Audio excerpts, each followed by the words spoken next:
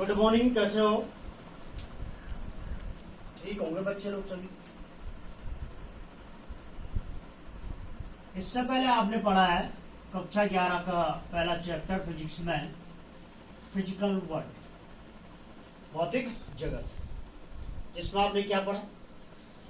भौतिकी से संबंधित कुछ बेसिक आइडियाज या भौतिकी से संबंधित साधारण सी जानकारी, बेसिक जानकारी। और अब अगला टॉपिक हमारे पास मात्रक एवं मापन। मात्रक, यूनिट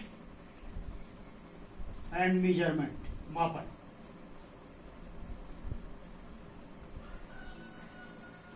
यूनिट एंड मेजरमेंट। मात्रक और मापन क्या होता है कि आप भौतिक विज्ञान पढ़े या फिजिक्स पढ़ा, आप भौतिकी पढ़ रहे हैं और आप जानते हैं कि भौतिक विभिन्न प्रकार की आप भौतिक राशियों को जानते हैं। कक्षा 9th 10th में आपने पढ़ा है भौतिक राशियां। जैसा आप बाजार जाते हैं तो बाजार से अगर क्या लाते हैं, आप सब्जी लाते हैं, चीनी लाते हैं, तो आप लाला जी को क्या बोलते हैं? अंकल भैया जो भी 1 किलो क्या दो, चीनी दो। तो जो भौतिक राशि होती है उसको मापा जाता है। तो क्या जब आप दुकानदार को कहेंगे किलो चीनी दो, दुकानदार क्या करेंगे? चीनी आप कहेंगे चीनी दो, चीनी क्या करेंगे? तोल करके देंगे। सीधा थैले में रख देंगे, 1 चीनी दे दिया, ऐसा होगा? ऐसा नहीं होगा। वो उसको तोलते हैं, तराजू में तोलेंगे। तो किसी भौतिक राशि को मापने के लिए, किसी भौतिक राशि को मापने के लिए क्या चाहिए होता है? एक आंकिक मान चाहिए, न्यूमेरिकल वैल्यू, और दूसरा चाहिए क्या? मात्रक। जैसे यहां पर 1 किलोग्राम मैंने लिखा है तो आंकिक मान है आपका 1, न्यूमेरिकल वैल्यू कितनी है? 1, और मात्रक यूनिट क्या है? किलोग्राम।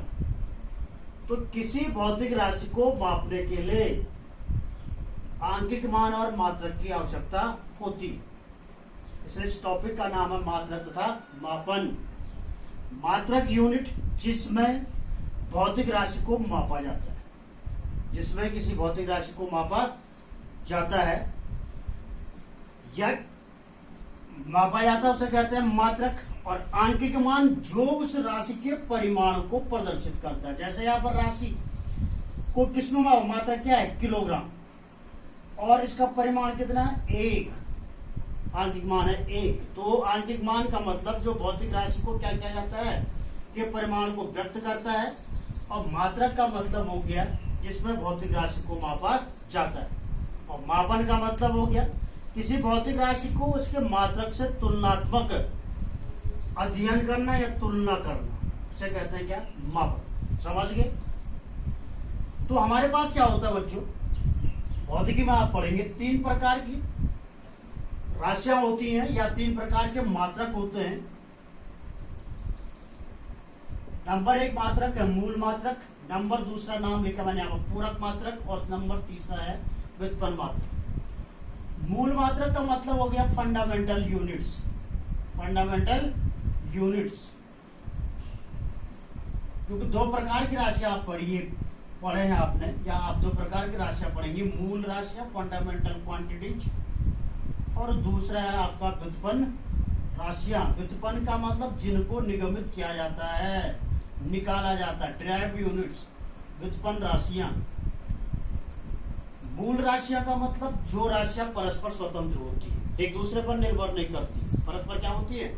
स्वतंत्र होती है, एक दूसरे पर निर्भर नहीं करती है। मूल मात्रक, मूल राशियों के मात्रक क्या कहलाते हैं? मूल मात्रक, फंडामेंटल यूनिट्स। अर्थात वे मात्रक जो परस्पर स्वतंत्र होते हैं, एक दूसरे पर निर्भर नहीं करते हैं, उनको कहते हैं मूल मात्रक। मूल मात्रक बेटा 7 मूल मात्रक होते हैं। 7 भौतिक राशियों के मात्रक मूल मात्रक होते हैं।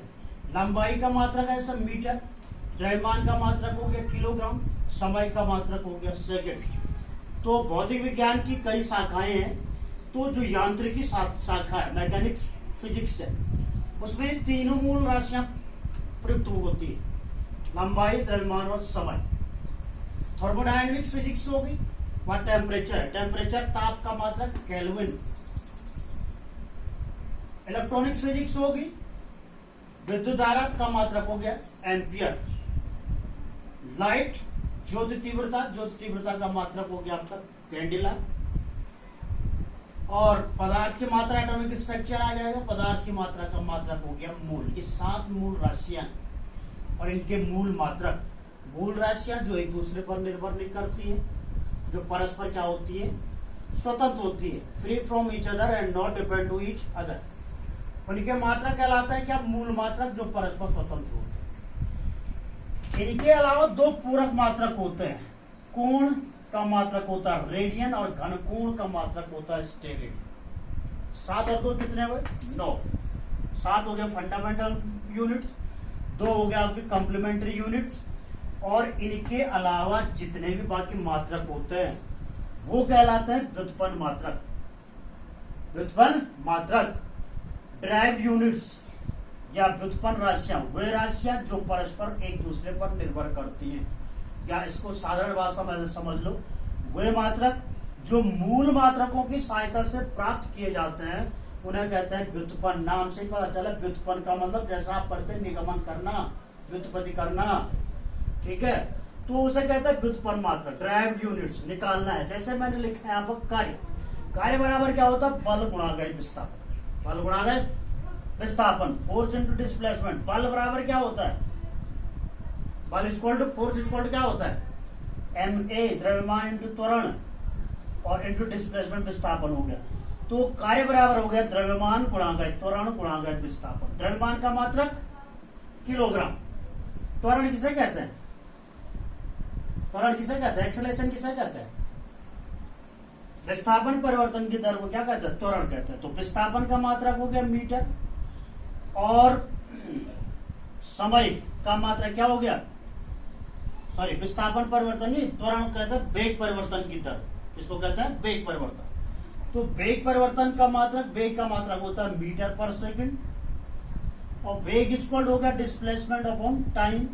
तो क्या हो जाएगा, डिस्प्लेसमेंट के लिए हो जाएगा आपका मीटर, और टाइम 1 सेकंड पहले तो दूसरे सेकंड मीटर पर सेकंड स्क्वायर, और डिस्प्लेसमेंट एक हो गया विस्थापन मीटर, ये हो गया किलोग्राम मीटर स्क्वायर पर सेकंड स्क्वायर। इसका उदाहरण इसलिए दिया है यहाँ पर, कार्य बराबर बल गुणा कर विस्थापन, आप कोई और भी निकाल सकते हैं।